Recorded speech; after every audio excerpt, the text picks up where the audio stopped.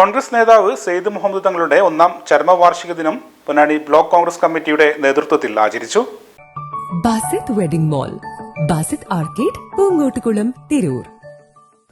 പൊന്നാനിയുടെ സാമൂഹിക രാഷ്ട്രീയ ആത്മീയ മേഖലകളിൽ നിറസാന്നിധ്യമായിരുന്ന സെയ്ദ് മുഹമ്മദ് തങ്ങൾ രാഷ്ട്രീയത്തെ സൗമ്യമായി അവതരിപ്പിക്കുന്ന വേറിട്ട രീതിയാണ് അവലംബിച്ചു പോന്നത്.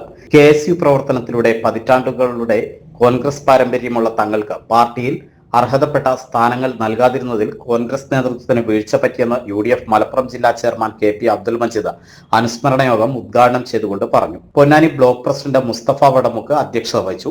മൈനോരിറ്റി കോൺഗ്രസ് സംസ്ഥാന വൈസ് ചെയർമാൻ ഹാരിസ് പെരുമ്പാവൂർ മുഖ്യപ്രഭാഷണം നടത്തി.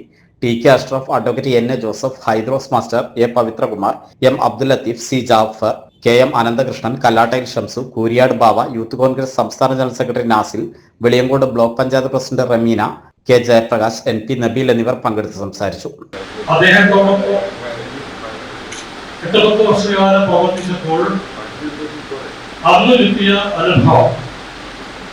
ഇന്നും എന്റെ എളിയ രാഷ്ട്രീയ പ്രവർത്തനത്തിൽ ഒരു വലിയ സമ്പത്തായി നേട്ടമായി ഞാൻ കാണുകയാണ്. തങ്ങളുടെ കുടുംബം എന്ന് പറഞ്ഞാൽ പങ്കാളികളുടെ വലിയ തറവാടാണ്. അങ്ങനെയുള്ള ഒരു തറവാട്ടിലെ അംഗം ഇന്ത്യൻ നാഷണൽ കോൺഗ്രസിന്റെ ത്രിവർണ്ണ പതാകയുമായി കടന്നു വന്ന് പ്രതികൂല സാഹചര്യങ്ങളെ തരണം ചെയ്ത് കോൺഗ്രസ് പ്രസ്ഥാനത്തിന് നേതൃത്വം കൊടുത്ത് അങ്ങനെയുള്ള തങ്ങൾ ഒരു തികഞ്ഞ മതേതരവാദി എന്നുള്ളതിന്റെ ഏറ്റവും വലിയ തെളിവാണ് ഈ സദസ്.